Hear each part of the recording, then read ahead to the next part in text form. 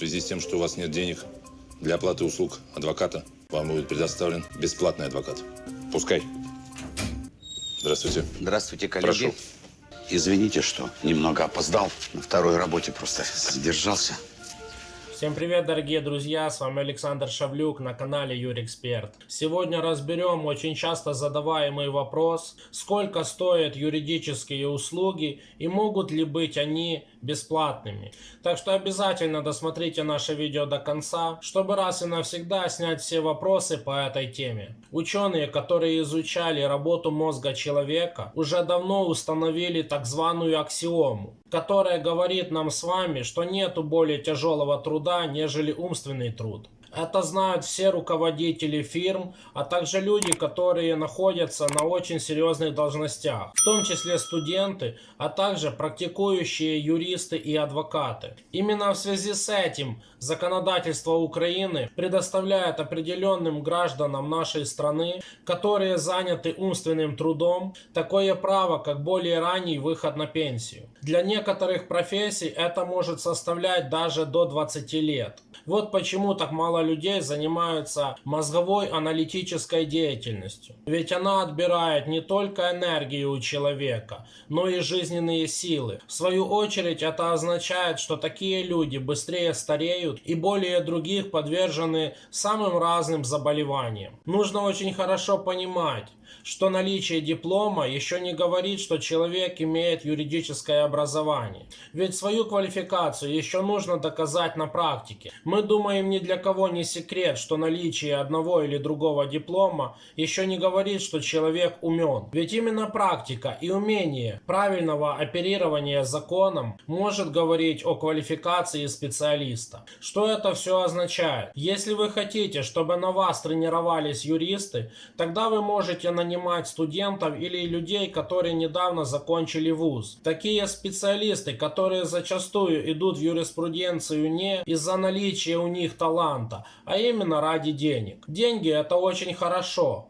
но заработать их возможно в юриспруденции только тогда, когда человек талантлив в этой сфере, поскольку выучить юриспруденцию или медицину невозможно по своей природе. Ее нужно понимать, дорогие друзья. А вот это дает исключительно талант. От человека лишь зависит развитие его. Обязательно напишите нам, есть ли у вас такие знакомые, которые бесплатно ходят на работу. Понятно, что таких людей нет и быть не может, поскольку единственный и самый главный вопрос, который задают люди при поиске той или иной должности, касается заработной платы. Так почему кто-то из вас думает, что юристы должны работать бесплатно? Для этого они и учатся в вузах, получают степени, чтобы, решая чужие проблемы, получать за это деньги. Также юридические услуги – самые дорогие услуги на планете Земля. Попробуйте хотя бы купить дешевой колбасы в магазине бесплатно. Все мы понимаем, что это невозможно. Так с какой радости люди думают, что юристы обязаны быть альтруистами? Нужно хорошенько помнить, что цель любой деятельности – это зарабатывание денег. Вы имеете полное право рискнуть своим делом, предоставив решить его так званым бесплатным или дешевым юристам. И помните, как показывает судебная практика, рано или поздно такие клиенты всегда приходят к хорошим, дорогостоящим юристам. К сожалению, зачастую бывает уже поздно. Так что каждый вправе решать, какую колбасу ему покупать, дешевую или дорогую. И помните, вас никто не обязывает платить юристу, а значит и вы не имеете права требовать от адвокатов предоставления бесплатных юридических услуг. Более того, адвокатские компании по своей природе не могут предоставлять бесплатных либо дешевых услуг. Это и так понятная аксиома. На подобную тему мы уже снимали видео, ссылочка на которое будет в описании к этому ролику и в подсказке. Рекомендуем обязательно его пересмотреть еще раз. Ведь потом вы прибегаете и плачете от таких горе-специалистов, которые предоставляют свои услуги бесплатно. Вы только вдумайтесь, друзья, если человек оценивает себя в ноль, с какой радости вы думаете, что он может вам помочь? Рекомендация нашей адвокатской компании: никогда не вестись на бесплатный сыр, ведь мышеловка очень скоро захлопнется. И тогда уже без разницы, кто на самом деле виноват, так как в этом случае все будет потеряно. А теперь рассмотрим вопрос, сколько все-таки должны стоить качественные юридические услуги. Поскольку каждое дело индивидуальное, у всех адвокатских фирм есть свой так званый прайс-лист. Цена юридической работы не может быть меньше 10% от возможного результата. Более того, в договоре о предоставлении юридической помощи обязательно должно быть прописано, сколько будет составлять гонорар успеха. Внимание, не нужно путать гонорар успеха от платы за юридическую работу.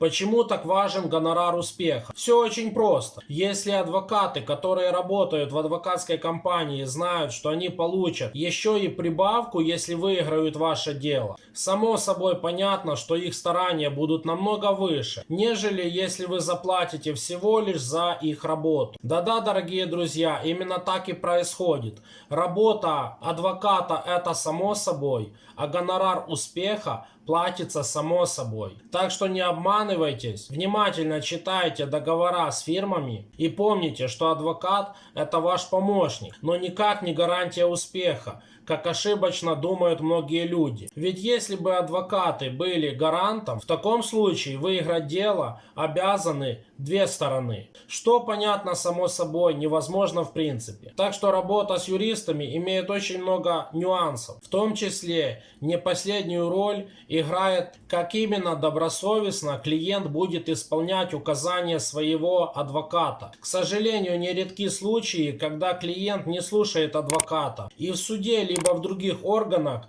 ведет себя не в соответствии с теми консультациями, которые ему были предоставлены правозащитником. Это нужно хорошенько понимать и осознавать, чем публичный адвокат или адвокатская фирма, тем и шансы на выигрыш увеличиваются. Но если у вас остались вопросы, обязательно пишите их нам в комментариях. До встречи в следующих видео, друзья. Всем пока!